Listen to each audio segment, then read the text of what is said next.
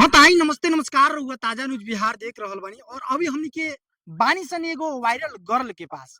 हालांकि ई शादीशुदा बानी लेकिन हमनी के नइखे लागत कि शादीशुदा बानी और रउआ समन के ना लागत हुई। और यहाँ के खासियत एगो ई बा कि पावर स्टार पवन सिंह से जब से ई प्यार करतनी ई कहीं ना कहीं अपना भतार के धोखा देतनी। का नाम पड़ी राहुल? संध्या कुमारी। तो काहे रउआ पावर स्टार पवन सिंह से प्यार करतनी? प्यार काहे कइला हो गइल बा हो गइल बा। जी। शादीशुदा एगो औरत होके कहीं ना कहीं रउआ पावर स्टार पवन सिंह से प्यार करतनी तो ई कितना दुख के बात बा रउआ पति खातिर। तो दुख के बात बता हम का करे। अच्छा। हम थोड़ी ना कहले रहनी कि हमरा से तू बियाह कर ल। हाँ हाँ हाँ तो पति बियाह करके गलती कर देले बड़े। जी। हाँ तो मान तनी कि रउआ अभी से पावर स्टार पवन सिंह से प्यार करतनी तो पति के मन में बुझात होई कि देखो हमर मेहरारू जे बा से दूसरा से प्यार करतिया। तो कुछ बुझाओ हमरा का करे के बा। हम तो प्यार पवन जी से ही करेनी। पवन जी से करे जी। बियाह भी करे के बा। हाँ तो पवन जी के तो अभी ले 3 गो बियाह हो गइल अब रउआ करम चौथा। तो का हो जाई, उ चाहेम तो हो जाई। हाँ जी। रउआ करे मने हाँ का मजा बा पवन में? का मजा बा प्यार में, का मजा रहेला उहे बा। माने रउआ पति में उ मजा ना मिलल जौन पवन में मिलता। मिलो चाहे ना मिलो, अब जेकरा से प्यार रहेला नु कैसनो आदमी रहेला तो मजा ओकरे से ज्यादा मिले। हाँ रउआ पति से प्यार ना भइल। ना उ घर के लोग मजबूरी में शादी करा देले रहे बाकी अच्छा। लेकिन उहो के कोनो गलती थोड़ी नहीं के उ अपना घर के मर्जी से उ बियाह कर लेनी। हमरा हाँ घर के लोग हमार शादी करा देलक बस। हाँ हाँ और देखी एगो भतार के रहते हुए दोसर भतार के यहाँ इंतजार बाटे। काहे दोसर के इंतजार बा?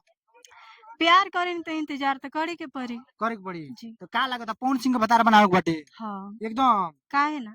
अपन भतार छोड़ देके बा। हाँ माने दूसरा भतार के अपन भतार माने के बा, अपन भतार छोड़ देके बा।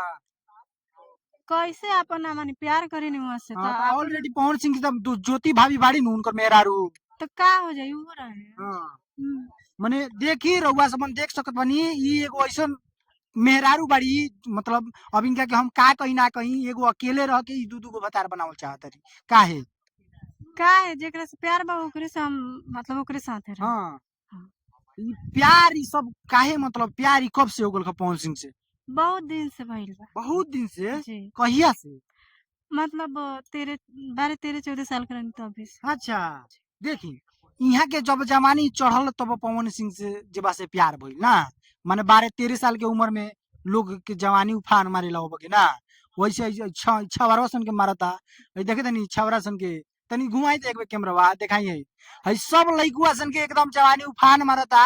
ऐसा बेचैन बड़ से यारवा देखेला लेकिन यहाँ के जेबा से 12-13 साल के उम्र में जवानी उफान मरल कैसन कि पवन सिंह जी से प्यार भइल। आ पवन सिंह से प्यार तो भइल बाकी बियाह भइल भतार से। हम्म। काहे?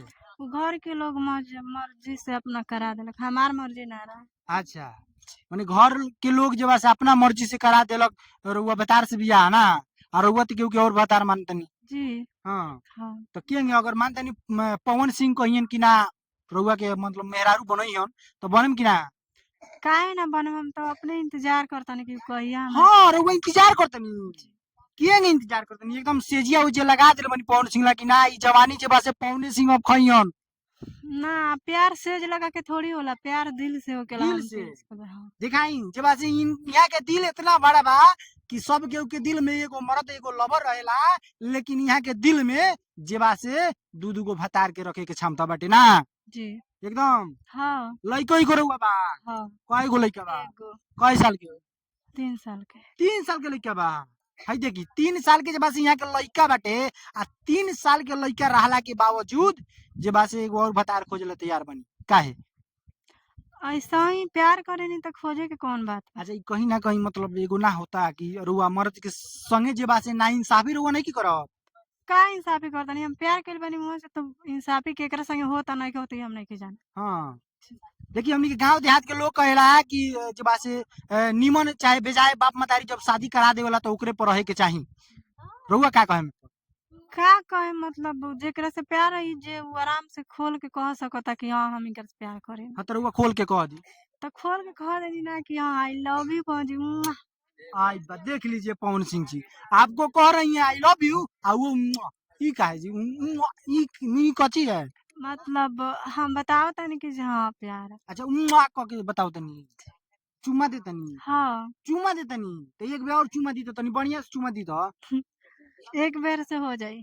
देखी पवन सिंह जी वहाँ से फिल्मिया में देखी नी कि किस करेलन पूरा एकदम हॉट हॉट सीन आवेला तो का तो हो? तरुआ हई फोन पर मुआ कइला से थोड़े होई तनी बढ़िया से चुम्मा दी तनी बढ़िया से तो वहाँ से मिलम तब न जे चाय में होई अच्छा हम अलग से अच्छा के तनी एक बार और चुम्मा दे दी पवन सिंह के हम ना अब ना दे दे देले बानी दे देले बानी। दे दिल बनी देखी एक बेर दे दिल बनी तो दोबारा ना देम काहे काहे वहाँ के लगे जाम तो जय बेर काम तय बेर देम बाकी दूर से ना ना। तो उ तो पहले पवन सिंह इतना मौगा आदमी हवे उ कहेले कि ना पहले फोनवे पर चुम्मा चाही तो ऊ मांगम तब नु दे है। उहाँ के बहुत कॉल रिकॉर्डिंग पवन सिंह जी के वायरल भेल बाटे फोनवे पे का कर देवलो का हो जाए? हाँ माने पवन सिंह एगो ऐसा एकलौता आदमी बाड़न भोजपुरी इंडस्ट्री के धरोहर बाड़न कि कितना उनका पीछे जब से लड़कियां पागल बाड़ी सन दीवानी बाड़ी सन बाकी उ सब गोड़ा के इग्नोर कर देवलन तो रउआ के का लागत है रउआ के मतलब एक्सेप्ट करियन रउआ से बियाह करियन अब वहाँ के ऊपर बाटे कि ऊ एक्सेप्ट करेम कि ना करेम बाकी हम तो करबे करम प्यार में। हाँ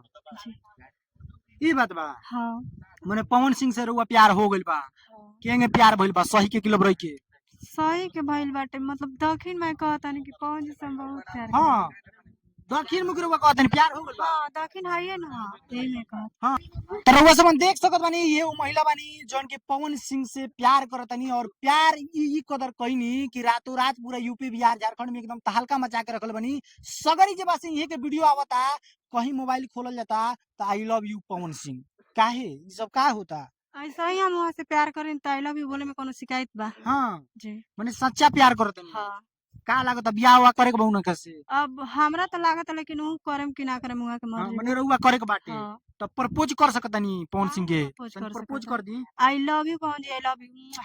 देखी पवन सिंह जी रउआ के जब से शादी के पहले ही रउआ के उपहार में एगो चुम्मा मिल गई अब इसे का चाही का जी अब शादी करे ला एकदम तैयार हाँ हाँ तो पवन सिंह जी रउआ अगर ई वीडियो के देखत तनी तो आई यहाँ से जब से यहाँ के ले जाइए अपना घरे चाहे कह दी फोन करके एक बेर का ये रउआ जब से घरे चलम का चलम नु काहे ना चला सुनिए कि रउआ बारात लेके जाए वाला बनी का हाँ कहेम तो काहे ना लेके हाँ पवन सिंह के घरे हम्म, रउआ बारात लेके चल जा काहे ना जाए अब पवन सिंह ना ही लेके अब ऊ आएम कि ना आयम बाकी हमरा कहेम तो हम जरूर अच्छा रउआ जाम लेके जी चलिए बाकी रउआ सबन के वीडियो कैसे लागल कमेंट करके जरूर बताएं तब तक के लिए जय हिंद जय बिहार।